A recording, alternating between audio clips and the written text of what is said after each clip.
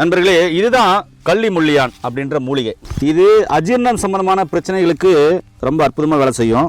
அதே மாதிரி உடலில் நோய் எதிர்ப்பு சக்தி அதிகப்படுத்துறதுக்கு சாப்பிடுவாங்க.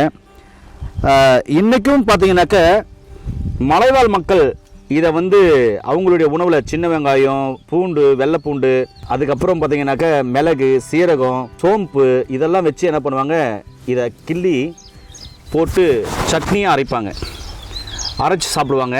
அவங்க என்ன சொல்கிறாங்க அப்படின்னா, எங்களுக்கு நோயே வராமல் இருக்கிறதுக்கு காரணம் இந்த கள்ளி முள்ளியான்னு கூட அப்படின்னு சொல்கிறாங்க. அதில் அந்த அளவுக்கு சக்தி இருக்குதுன்னு சொல்கிறாங்க.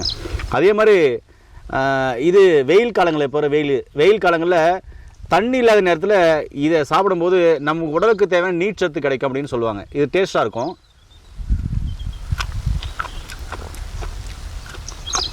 நல்லா புளிப்பாக புளியங்காய் சாப்பிட்டா எப்படி இருக்குது அது மாதிரி இருக்குது. இது மாதிரி உடம்புக்கு தேவையான நோய் எதிர்ப்பு சக்தி கொடுக்குது அப்படின்னு சொல்லிட்டு மலைவாழ் மக்கள் இன்றைக்கும் சட்னியாக செஞ்சு சாப்பிட்றாங்க. இந்த கள்ளிமுனையை எங்கே இருந்தாலும் விட மாட்டாங்க, இது சாப்பிடுவாங்க. ஐயா, நீங்கள் சொல்லுங்கள் இந்த கள்ளிமுனையை பற்றி. அந்த கள்ளிமுடையான் கிராமத்தில் இன்னும் ஷார்ட்டாக கள்ளிம்புள்ளியா அப்படின்வாங்க. ஏன்னா அவங்களுக்கு அந்த பேர் சரியாக வராததால அப்படி சொல்லுவாங்க. கள்ளிமுடையான் இது பேர். கள்ளி இனத்தை சேர்ந்தது தான், ஆனால் பால் வராது. ஒடிக்கும் போது லேசாக நீர் வரும். இது பார்த்துட்டிங்கன்னா இந்த நீர் சத்து நிறைந்த மூலிகை, குளிர்ச்சி கொடுக்கக்கூடிய மூலிகை.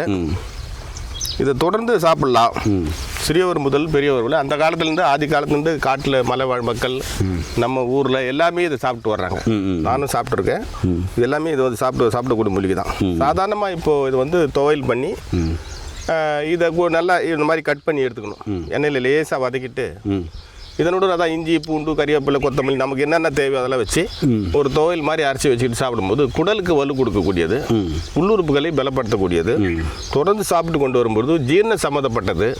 நாக்கில் சுவை தெரியாது சில பேருக்கு. நாக்கில் டேஸ்ட் இல்லைன்னுவாங்க. நாக்கில் டேஸ்ட் இல்லைன்னு சொல்லுவாங்க. அரோசிகம்னு சொல்லுவாங்க. அந்த அரோசிகத்தை மாற்றக்கூடியது. நாக்கில் சுவை மூட்டுகள்லாம் மறுபடியும் தூண்டி அதை சரி செய்யக்கூடியது. வாய்வு, உடம்புல இருக்கிற வாய்வெல்லாம் எடுக்கக்கூடியது சிறந்த மூலிகை. சாதாரணமாக அந்த உணவாகவே இதை பயன்படுத்தலாம். அப்படிப்பட்ட ஒரு அருமையான மூலிகை தான் கள்ளிமுடையான். ஏனர்களே, கள்ளி முள்ளியான் பற்றின முழுமையான தகவல் சொல்லியிருக்காரு. இது சட்னியாக வாரத்துக்கு 1 முறை 2 முறை செஞ்சு சாப்பிடும்போது உடல் ஆரோக்கியமாக இருக்குங்க. ஆரோக்கியமாக இருக்கும். உடலில் நோய் சக்தி அதிகமாகும். இது மலைவாழ் மக்கள் இது வரைக்கும் சாப்பிட்டு வராங்க. நீங்கள் சாப்பிட்டு காமிங்க ஐயா. இது என்ன டேஸ்ட் இருக்குது சொல்லுங்கள். நறுக்கு நறுக்கு நறுக்கு நறுக்கு நறுக்குன்னு சாப்பிட்றாரு. என்ன டேஸ்ட்டில் இருக்குது? உப்பு சுவை, சிறு கசப்பு, லேசான புளிப்பு, இந்த 3 சுவையும் இருக்குது. நல்லா இருக்கு. நல்லா இருக்கா. மீண்டும் அருமையான பதிவு சந்திக்கலாம். நன்றி, வணக்கம். வணக்கம் ஐயா.